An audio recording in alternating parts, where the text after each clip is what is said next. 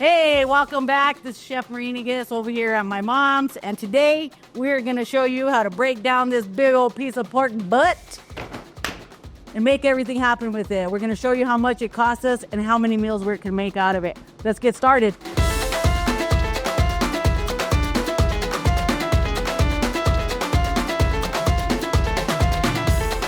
Today we're gonna start with this. This is pork butt or pork shoulder, whichever you want to call it. This one right here is actually boneless, so it's a little bit more expensive. It's like $2 a pound right now. If you get with the bone in, it's like $1.80 a pound right now. This right here is weighing about 15 pounds. I got it for like $30. So this is gonna make you so many meals. It's gonna make your family happy for the next 2 weeks. All right, so the first thing I do with this is my family and me, we love chicharrones. So the first thing we're gonna do is we're gonna cut off this fat cap, and we're gonna put it aside so that we can make chicharrones with it. While you're taking off the fat cap, you're gonna find these little pieces, or you're gonna have to go around the bone, but these are all gonna be for your stew meat. So you can use these for stew meat. We can use them for little like pork medallions. You can make carne, we can make pozole. You can kind of make tacos. You could roast the whole entire thing and make carnitas for tacos. You could throw it in the smoker. Everything is possible to do with this piece of meat right here. So first thing we do is we cut off all this fat cap, because that's gonna be your chicharrones. I like to keep a little bit of meat on it, little carne, because it just makes it taste a little bit better. I'm gonna take a little bit more of this meat off so I can put it to the side so I could use that for my stew meat. But right here is a good, this is the good stuff right here, is the carne for the chicharrones. So you're gonna have like half meat to fat ratio, and that's the way I like my chicharrones, because I like to have a little bit of crunch, but I also like to have that little bit of carne. Okay, so now I'm just gonna cut this into little cubes because we can use it for stew meat, and actually we're gonna use it for pozole today. So we're just gonna cut it in cubes. We leave a little bit of fat on it, too much, because I just don't like to bite into a big piece of fat. That's just my own preference. And my mom, actually, she would go get hers cut up, so hers would be cut up real small like this so she could make chile con carne. To me, I have to have too many spoonfuls of that. So you can make chile con carne, you can make carnita tacos, you can fry it, you can do it any way you want to, but it makes a lot of meat. It's a lot of meat for a lot of meals for a cheap price. So what I've been realizing is that if you go and buy your meat cut up, you're gonna pay 2 to 3 times more to have it cut up. You know, I mean, doing it like this, you're gonna get so many more meals out of it. You're also gonna be able to learn more about the animal, more things about it, educate yourself. And also you don't break your budget. You're gonna save more money by doing it like this instead of going and saying, hey, I wanna buy it all cut up, and that's cool and that's convenient and all that stuff. But right now, in these days and times, we gotta save as much money as we possibly can and get as much money as our dollar as possible. So instead of getting it cut up, cut it yourself. To get big old chunks of meat like this and big old poundage of meat, you could go to your local Sam's Club, restaurant warehouses. There's a lot of restaurant warehouses that sell to the public. You just have to do your research to find it. You could honestly go up to a butcher and ask them how much they're selling it by the pound, because they might, since you're buying such a big piece, they might be a little bit cheaper for you to buy it at your regular grocery store. You go ask them for the cryovac, whether it's beef, you want the whole side, you want beef, you want pork, you want chicken, the cases. The bigger you buy, the cheaper it's gonna be. You have to do a little work, a little elbow grease, but I guarantee you it's gonna feed your family for a lot longer, for a lot cheaper. Okay, so this is what I got already, guys. This is just one side of that pork butt. We already got stew meat going, and that's at least 4 pounds of stew meat. We got little pork chop medallions right here. We got chicharrones right here, and we still have a whole side, a whole butt shoulder to be able to slow roast, throw on the smoker, or cut it up for the rest of it and put it in the freezer. We also still have at least 3 pounds inside the Instapot right now, because we're gonna make you some New Mexico style pozole, my way, to feed about a family of 8. Okay, so first, I like to use an Instapot. It's the fastest way to get something really good, really fast. Instapot's my favorite thing. A friend of mine turned me onto it, and you know, it doesn't scare me as much as a pressure cooker on top of the stove. So Instapot is what I use. So with the stew meat, what we're gonna do is we're gonna throw some in our Instapot.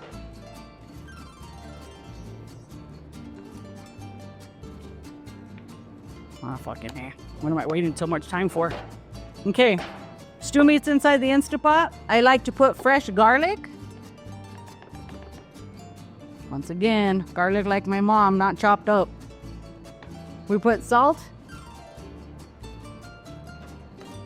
And my favorite thing in the world, like I told you, is menudo mix. So this has red chili, it has dried onions, it has oregano. We're gonna put it all in there. We're gonna mix it all up so everything gets touched by all the spices out of everything. Everything's getting touched.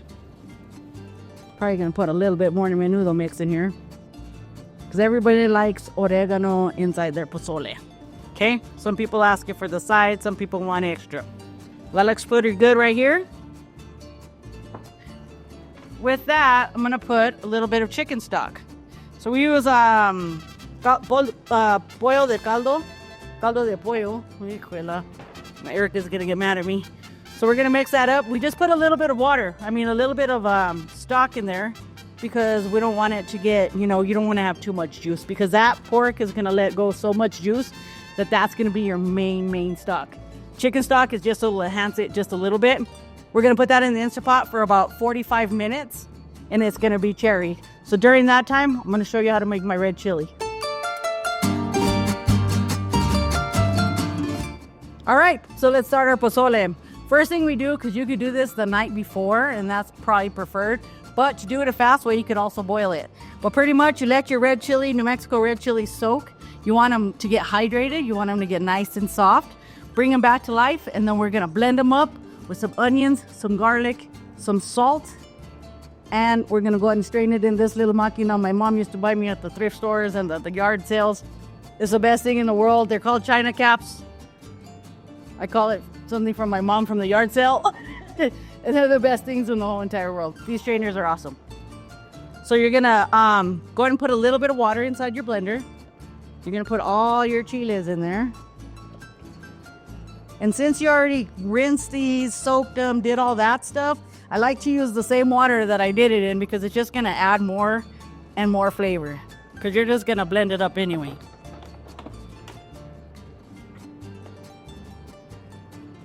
We'll go about halfway, and if we need some more water, we'll go ahead and put it in there. Let's go ahead and cut up this onion and we'll add garlic.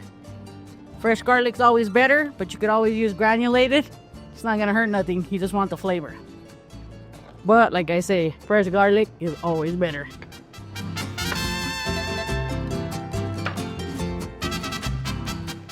We're gonna go at high speed and let it go. So, when you're blending, you wanna make sure that you don't have any of your little pieces left over. You wanna make sure you're getting it as smooth as you possibly can. Sometimes it takes 2 or 3 times, okay? Be patient with it, it's gonna taste amazing. I promise you, this is what's gonna make the difference. Also, when you're making red chile like this, you can make way extra so that you have enchiladas mañana. And while you're doing all this stuff, you can cut up all your accompaniments that are gonna go with it, okay? I like to put radish, cilantro, onions, and a little bit of lemon. For the last squeeze, it'll give it to you. I like eating it with crackers. Okay. So as soon as you get it down to where you see that nothing else is going away, you're gonna strain it, okay?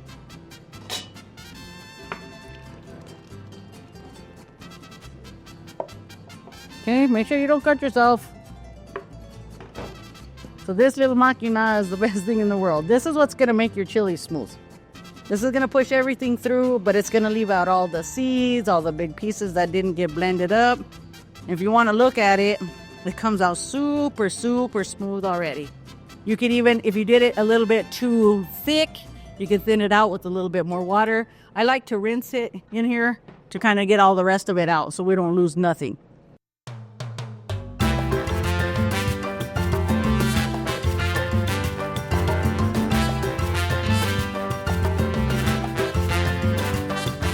All right, guys, so let's go ahead and put this together. We have our red chili ready.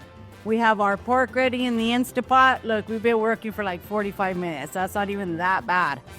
I also got, instead of using, you could use the pozole that it's frozen and you rehydrate it and goes through a long thing, but it takes a lot more time. So if you're trying to feed your family fast, can of pozole is the way to go. Try to get the Mexican one because it gives it a little bit of crunch. White hominy by itself is too soft. Too soft. And this is how you make pozole, okay? So, what I like to do is put the whole can, drain the whole can. You gotta drain it. Okay, if you don't drain it, then it's not gonna taste right. You could even rinse it if you want to. Me, I like the corn flavor, so we're gonna go with it. This is all the juice, all the pork, all the carne that we put in the Instapot. So all that juice is just gonna make it so much better because it's gonna give it all the flavor. So we're gonna combine all these flavors together in one pot. A little bit of red chili. You don't, like I said, you don't have to use all the red chili. Use to what you like. You can even put it on the side just in case your kids think it's too hot. And if they think it's too hot, put a little bit more so they can get used to it. All right. I'm gonna rock it though. This is Marie's pozole, so we like red chili.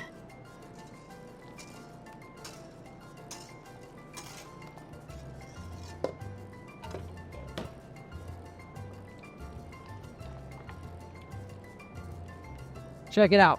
Everything's combined. Everything's combined. I'm actually gonna put a little bit more chicken stock in here just so I can get it a little bit juicier so that when we heat it up, as it reduces, it's not gonna get too thick. You don't want it to get too thick. So with that, we're gonna put it on the stove. We're gonna let everything combine, give it about 15 minutes, and you're gonna have pozole in your belly.